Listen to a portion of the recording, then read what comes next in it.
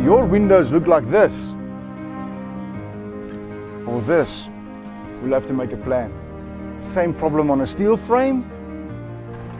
With Nu-Glaze, this could be a thing of the past.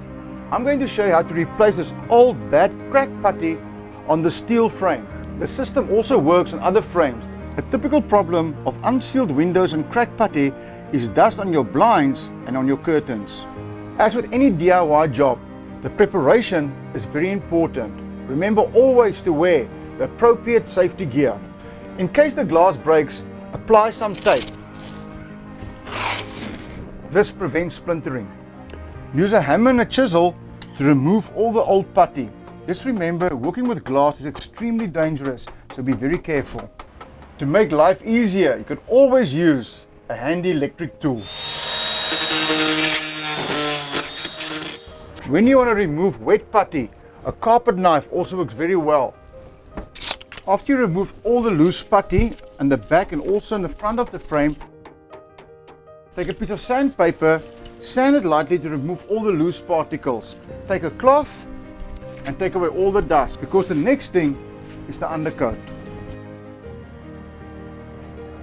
All the preparation is now done to fit our Nu-Glaze. We start off by doing the horizontal lines first, by cutting a 50-degree angle on the right hand corner.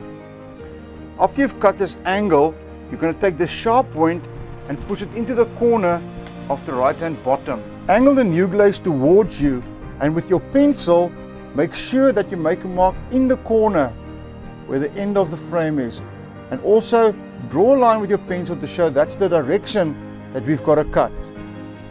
Place the bottom bead in position and mark it with a bead. Next is the vertical beads. It's very important to measure the sides individually. Now we're going to do exactly the same with the top one. Before we do the final installation, it's very important to do a dry run. We're going to put this bead on without any silicone. It's very important that the vertical bead is in front of the horizontal beads. I always like a third hand, and that's why I use the suction cup to pick up the glass. So we take the glass and we fit it into the frame. It's very important to put the bottom part in first. A perfect fit. And all you've got to do now is to put silicone in that grooves, some silicone into the back, and then secure it. And then this beautiful installation is done.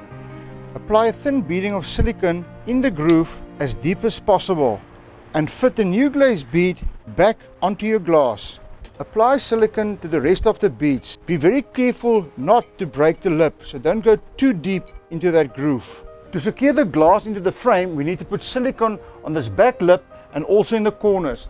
We can start by doing a thin bead in the middle, or by just zigzagging it a little bit like that, because we need grip on the back as well as on the sides. When you get to this corner here, it's also important to put silicone in the back there and also in the corner. Put a little bit more in here, because that's where we want it to be secured that no water can come through.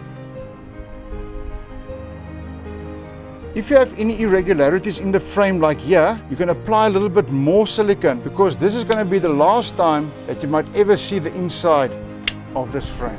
Now we are ready to secure the glass into the frame. Give it a firm push. Yeah. And we take a cloth and we just take off all the excess. Now the last thing to do is to secure this glass to the frame until the silicone is dry. And we use a small little clip like this. It's very important. You'll see there's a red line on the one side of the clip. Now that's the side towards the glass. So all we do now, go from the back and you pop it over the Nu-Glaze bead and click it into position. And you take another one, click it into position. To remove these clips, use a 3mm screwdriver and just lift it out like that.